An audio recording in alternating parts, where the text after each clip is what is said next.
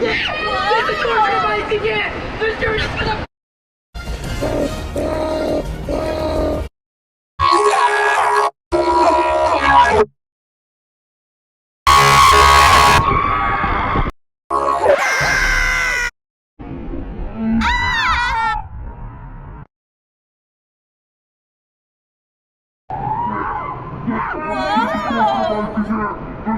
Whoa!